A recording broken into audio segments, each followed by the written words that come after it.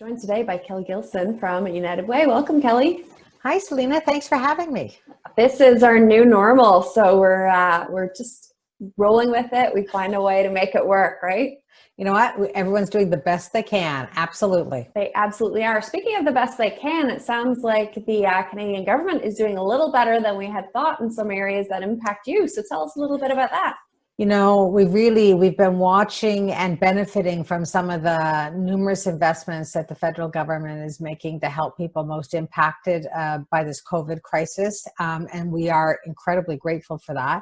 So as of today, as a matter of fact, we are launching the Emergency Community Support Fund for United Way Oxford.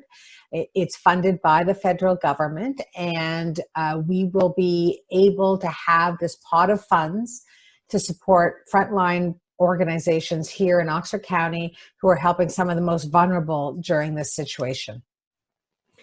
That's incredibly powerful. So during this time, I mean, we would normally have lots of fundraising happening and there'd be lots of community events happening, and obviously we can't do any of that. No. So your job has very much changed over the last little bit. So do you want to talk a little bit about what that looks like? Absolutely. So you're right. We're definitely not doing special events, and probably won't be for some time. And but we are still actually raising funds. We have our own community COVID fund that we're working on, and we're reallocating some of our existing program funding to try and make sure that we're helping to meet the need as best as possible. But we also know that this is a really difficult time for so many. And while it's challenging for everyone, and we know that, it's especially challenging for people that are also coping with other stresses in life. So whether they might be living in poverty, perhaps they have disabilities, they're dealing with mental illness, they have lost their job. You know, there are so many other factors. And for some, the challenge is even greater. And so this fund through the federal government, which is the Emergency Community Support Fund, will allow us to target some extra investments and significant investments for Oxford to support the frontline agencies. So to do things like make sure that there's food security and shelter, and that, you know, people who are vulnerable have contacts so that they're not just isolated. There's wellness checks. There's a lot of that outreach and support piece that is so critical. And we now have the funds available. We have the application on our website, and we're encouraging all kinds of organizations across the county who are in the trenches and doing this work to apply for funding so that we can help them out. Now, what kind of organizations are you hoping that will apply for this fund? So they have to be organizations that are working on the front line to help people here in the community. But we're open to any organization who's what we call a qualified donee. And so we have a list of sort of definitions and such on our website as well. But that's basically an organization that has a CRA number, that has, you know, sort of the stability of an organization body behind them. And they can apply. We're doing 2 rounds of funding. The first round, the deadline is June the 2nd, and the second round is June the 23rd, because we want to be able to have all of these funds out to agencies by the end of July. So we're moving very quickly to ensure that the dollars are going where they need to go and where they can have the best impact.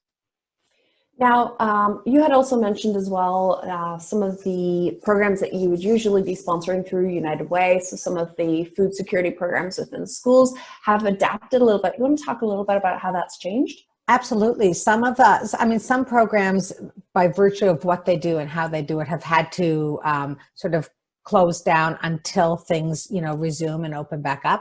Others have really adapted and found new ways of doing the work that they do. So one perfect example would be the school nutrition program that we've been a funder of, the largest non-government funder since the beginning here. And they recognized early on that a lot of the kids in the schools who rely on that program for food weren't getting the food.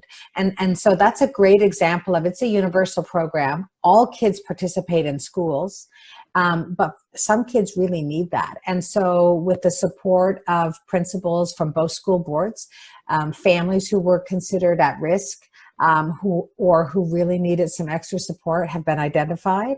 And United Way is working with the nutrition program coordinator to ensure that there are grocery cards delivered, that there's fresh food baskets delivered, to make sure that those kids and those families are getting that little bit extra that they need, which builds on any other support that they may also be getting.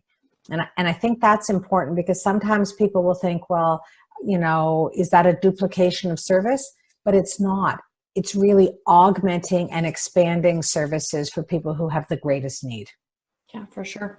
So if there's an organization out there that thinks that they might qualify, how can they find out a little bit more information? They can go to our website. We have all kinds of information there. We have some expectations. We have frequently asked questions. We have all that stuff. And if that's not enough, they are welcome to call, because either myself or Cheryl McCackey, who's our impact coordinator, will hold hands of anyone who wants to apply. We will walk them through the process. It is actually relatively easy, and it's meant to be simple, so that whether you're a large organization or a small grassroots organization, you'll be able to do it. And then we have an amazing group of community volunteers, our Impact Council, who help us with all of our funding decisions.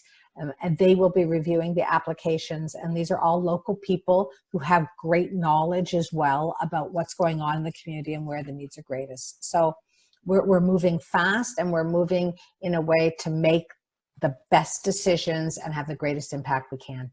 Great. Now, Kelly, some people are still obviously working, and their lives have not been impacted that much. And we find that there's people being very, very generous in this world. So if they wanted to donate to United Way and make sure that some of that money stays within this community, how can they do that? They can go to our website. It's unitedwayoxford.ca. And you're absolutely right. I mean, we are seeing amazing cases of people showing their local love, whether that's making a donation or donating food for the food bank, supporting local businesses. I mean, for people who can, they are really stepping up to help in 1,000 different ways. And I know it makes a big difference in our community, is grateful for the generosity and the support, because we are truly all in this together.